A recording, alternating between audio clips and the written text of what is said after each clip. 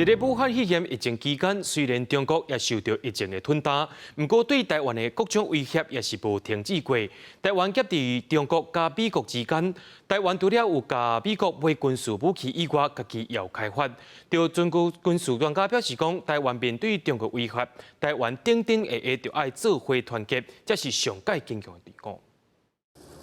2栋2、2栋3、3栋2，执行。 中国解放军伫六四实弹演习，两支团讲是暂时要攻台的主力部队，展现正强的火力。咱国7月要举办汉光36号演习，反定六作战。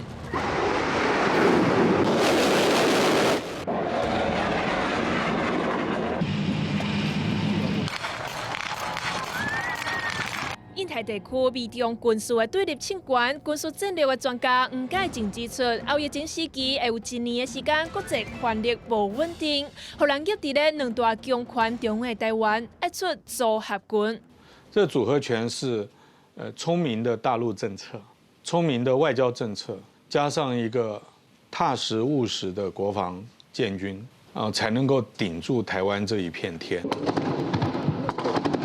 台湾伫咧西太平洋第一岛链重要的战略地位，研究国防军事的总括台湾协会创办人吴怡龙表示，中国军事发展正紧，美国也就要重新评估兵力结构。美国的军队必须跟他的盟友、所有的安全伙伴建立更密切的关系，特别是在西太平洋。 亚太地区，美国的海军陆战队最近也在重新研究他们的兵力结构应该长什么样子。蔡英文总统展开第2任任期的时阵，美国国务院宣布对台军售18粒重型的鱼雷。适度的国防预算的增加，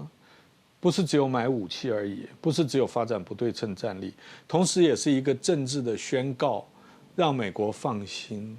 让大陆不冒进。 比兵力有算武器，台湾的规模拢无法度和中国竞争，必须要发展无对称的战略。竞争本来就是用最有效、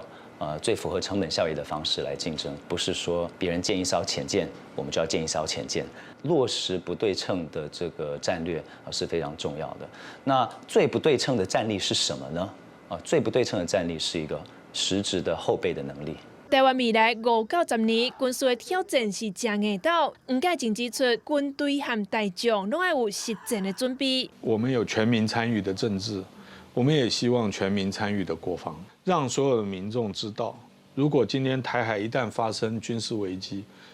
不是靠几个人或者穿军服的人，还是要靠所有的国民。 这边防疫就亲像是一摆公共卫生领域的战役演练，唔那成功阻挡病毒侵入，台湾的民族认同也来到思想相关，全面的防疫意识和国防意识，都是国土安全上坚强的靠山。